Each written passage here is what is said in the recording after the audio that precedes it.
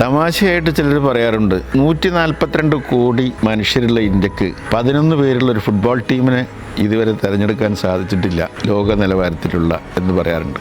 ഇപ്പോൾ അമേരിക്കയും ഒക്കെ ഉൾപ്പെടെ പല രാഷ്ട്രങ്ങളും ഈ ഒളിമ്പിക്സിലൊക്കെ മെഡൽ നേടുമ്പോൾ നമുക്ക് മെഡലുകൾ കിട്ടുക, നമുക്ക് നല്ല താരങ്ങളുണ്ടാവുക എന്നുള്ളത് ഒരു ലക്ഷ്യമായി സ്വീകരിച്ച് ഗവൺമെൻറ്, ഏത് ഗവൺമെൻറ് ആയാലും അതിനാവശ്യമായ പണവും പരിശീലനവും നൽകി അവർ പ്രോത്സാഹിപ്പിച്ച് ഈ ലോക നിലവാരത്തിലുള്ള ഇത്തരം കായിക വിനോദങ്ങളിൽ വിജയികളെ ഉണ്ടാക്കാൻ പരിശ്രമിക്കേണ്ടത് ആവശ്യമാണ്.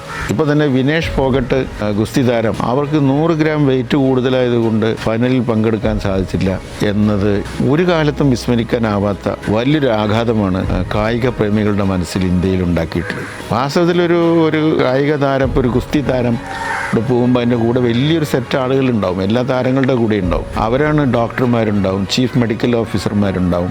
അവർക്ക് ഭക്ഷണം കൊടുക്കുന്നതും ആഹാരം കൊടുക്കുന്നതും അവരുടെ തൂക്കം നിയന്ത്രിക്കുന്നതും അവരെ കളിക്ക് പ്രാപ്തമാക്കുന്നതും ഒക്കെ അവരാണ്. സ്വന്തമായിട്ട് അഭിപ്രായം അനുസരിച്ച് അവർക്കൊന്നും സാധിക്കില്ല. അതുപോലെ ഇപ്പോൾ ഒരു ബിഗ് ബോസിൽ വലിയ വിന്നറായി വന്നിട്ടുള്ള ഒരാൾക്ക് എയർപോർട്ടിൽ കിട്ടിയ സ്വീകരണവും ഒളിമ്പിക് മെഡൽ വാങ്ങി വരുന്ന, അത് വെങ്കലമോ വെള്ളിയോ എന്തോ ആവട്ടെ, വാങ്ങി വരുന്ന ഒരാൾക്ക് കൊടുക്കുന്ന സ്വീകരണം തമ്മിൽ വലിയ വ്യത്യാസമുണ്ട്. അവരെ ബഹുമാനിക്കുന്നതിൽ നമുക്ക് അത്രയധികം താല്പര്യം നമ്മുടെ ആളുകൾക്കില്ല എന്നുള്ളത്, ഇല്ലെന്നല്ല ഞാൻ പറയുന്നത്. പൊതുവേ നമ്മളെ ഉത്തരവാദപ്പെട്ട ആളുകൾക്ക്, ഭരണാധികാരികൾക്ക് ഇല്ല എന്ന് തോന്നുന്നു. അതുകൊണ്ട് നമുക്ക് കായിക രംഗത്ത് വേണ്ടത്ര ശ്രദ്ധ ചെലുത്താൻ സാധിക്കണം. അതിപ്പോൾ ഇല്ല. അതിന് ഏറ്റവും മികച്ച ഉദാഹരണമാണ് ഇന്ത്യയുടെ അഭിമാനമായി തീരേണ്ടിയിരുന്ന, ഒരു പക്ഷേ മിക്കവാറും 99% ഒരു സ്വർണ്ണ മെഡൽ തന്നെ വാങ്ങാൻ ഇടയുണ്ടായിരുന്ന വിനേഷ് ഫോഗട്ട് 100 ദിവസം ഡൽഹിയിൽ അവർ പ്രക്ഷോഭം നടത്തി എന്നുള്ള കാരണം കൊണ്ട് അവരെ തകർക്കുന്ന ഒരു സാഹചര്യം ഉണ്ടായില്ലേ എന്നത് വളരെ വേദനാജനകമായ ഒരു സത്യമാണ്.